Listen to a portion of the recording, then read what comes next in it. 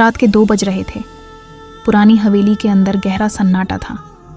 हवा की हल्की सी सरसराहट भी ऐसे लग रही थी जैसे कोई चुपके से देख रहा हो। अचानक एक तेज चीख ने इस खामोशी को चीर दिया। नहीं, यह जायदाद हमारी है, तुम लोग हमें घर से नहीं निकाल सकते। दरवाज़ा इतनी जोर से बंद हुआ कि पूरी हवेली गूंज उठी। और उसके बाद सिर्फ खौफ, सिर्फ सन्नाटा, सिर्फ वह एहसास कि कोई साजिश चल रही है। उस रात सिर्फ आवाज़ें नहीं उठी थीं, उस रात रिश्तों का कत्ल हुआ था। 2 बेसहारा बेटियां जिनके सिर पर बाप का साया नहीं था, और सामने खड़े थे वह लोग जो अपने कहलाते थे लेकिन अंदर से दुश्मन थे। और सबसे डरावनी बात यह थी कि ये सब अचानक नहीं हुआ था, ये सब पहले से प्लान था। ये कहानी है ज़ारा और हया की, 2 बहनें जिनकी ज़िंदगी कभी सुकून से भरी होती थीं। उनके वालिद हाजी करीम गांव के एक इज्जतदार और ईमानदार आदमी थे। उनका नाम इज्जत से लिया जाता था। उनके पास ज़मीन भी थी और एक पुरानी हवेली भी, जो उनके बुज़ुर्गों की निशानी थी। लेकिन एक दिन सब कुछ पलट गया जब अचानक दिल का दौरा पड़ने से हाजी करीम दुनिया से चले गए। उस दिन के बाद घर की दीवारें भी उदास हो गईं। लोग तसल्ली देने आते रहे, लेकिन वक्त के साथ सब चले गए। सिर्फ ज़ारा और हया रह गईं, तन्हा, कमज़ोर और बेसहारा। उन्हीं दिनों में एक शख्स रोज़ आने लगा, चाचा रशीद, जो हर वक्त मीठी बातें करता। बेटा फिक्र मत करो, मैं हूं ना, तुम दोनों मेरी बेटियों जैसी हो। ज़ारा उसकी बातों पर यकीन कर लेती। उसे लगता कि सच में कोई तो है जो उनका सहारा बनेगा। लेकिन हया के दिल में अजीब सी बेचैनी थी। उसे लगता था कि यह सब इतना सीधा नहीं, कुछ तो छुपा हुआ है। दिन गुजरते गए और रशीद का घर आना जाना बढ़ता गया। कभी राशन लाता, कभी पैसों की बात करता, कभी जायदाद के इंतज़ाम का जिक्र करता। फिर एक दिन वह एक फ़ाइल लेकर आया। उसने मुस्कुराते हुए कहा, बेटा ये कुछ पेपर्स हैं, बस साइन कर दो ताकि मैं सब कुछ ठीक से मैनेज कर सकूं। ज़ारा ने बिना सोचे समझे फ़ाइल उठाई ही थी कि हया ने फ़ौरन उसका हाथ रोक लिया। उसकी आवाज़ हल्की सी कांप रही थी। ये कौन से पेपर्स हैं? रशीद ने हंसकर कहा, तुम्हें समझ नहीं आएगा बेटा, बस फॉर्मेलिटीज़ हैं। लेकिन हया ने उस वक्त साइन नहीं करने दिया। उस रात जब सब सो गए तो हया चुपके से वह फाइल ले आई। उसने धीरे धीरे पेज खोलकर पढ़ना शुरू किया, और जैसे जैसे वह पढ़ रही थी उसका रंग उड़ता जा रहा था। उसके हाथ कांपने लगे, आंखों में खौफ भर गया। यह तो ट्रांसफ़र डीड है, यह तो सारी जायदाद चाचा के नाम हो रही है। उसका दिल इतनी ज़ोर से धड़क रहा था जैसे अभी बाहर आ जाएगा। सुबह होते ही उसने ज़ारा को सब कुछ बताया। पहले ज़ारा ने यकीन नहीं किया, नहीं, चाचा ऐसा नहीं कर सकते। लेकिन जब उसने खुद पेपर्स देखे तो उसकी आंखों का भरोसा टूट गया। दोनों बहनें समझ गईं कि उनके साथ क्या होने वाला है। जब रशीद दोबारा घर आया तो इस बार ज़ारा ने हिम्मत करके सीधा सवाल किया, ये पेपर्स क्या हैं? रशीद एक पल के लिए खामोश हुआ, फिर धीरे से मुस्कुराया। लेकिन इस बार उसकी मुस्कुराहट में प्यार नहीं था, सिर्फ चालाकपन था। तो तुम्हें पता चल ही गया। उसकी आवाज़ बदल चुकी थी। देखो, यह जायदाद तुम दोनों संभाल नहीं सकती, बेहतर है कि यह मेरे पास आ जाए।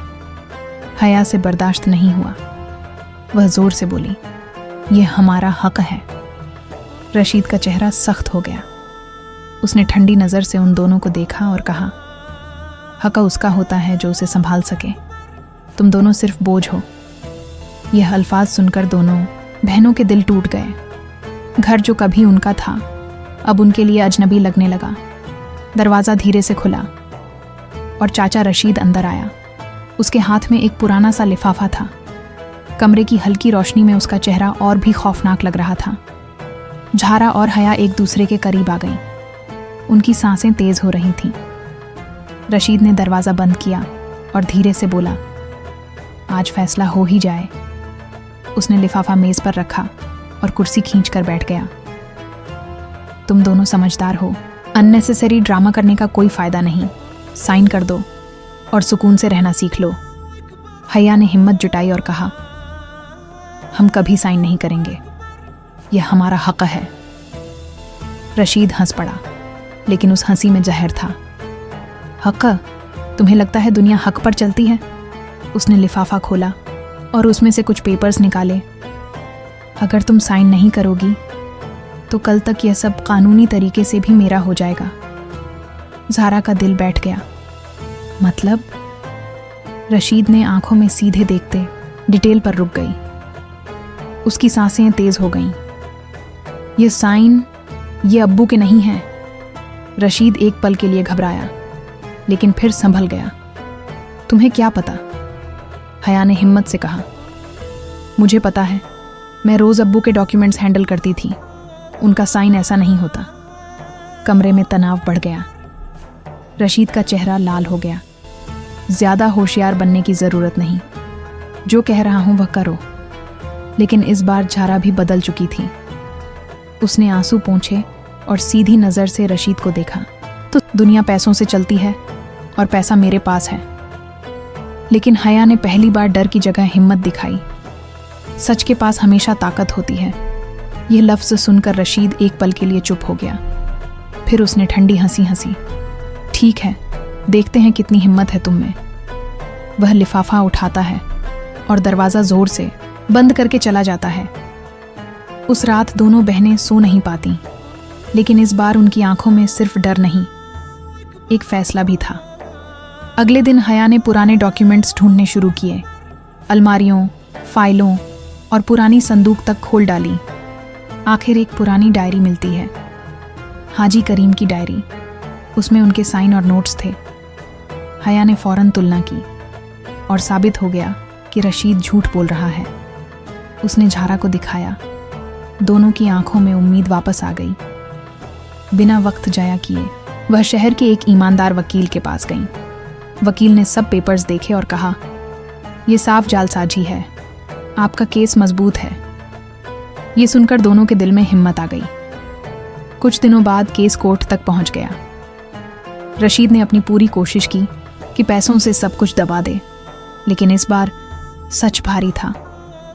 कोर्ट में जब असली और नकली साइन की तुलना हुई तो सबके सामने सच आ गया। जज ने सख्त लहजे में कहा, यह सिर्फ फ्रॉड नहीं बल्कि अपनी ही फैमिली के साथ धोखा है। रशीद का चेहरा जर्द पड़ गया। उसकी सारी चालें उसी पर भारी पड़ गईं। फैसला ज़ारा और हया के हक में आया। जायदाद उन्हें वापस मिल गई और रशीद को सज़ा सुनाई गई। जब दोनों बहनें हवेली वापस आईं तो वही दीवारें जो कभी उन्हें डराती थीं अब उन्हें अपनी लग रही थीं।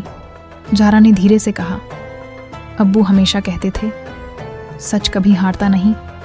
हया मुस्कुराई, और आज हमने देख लिया।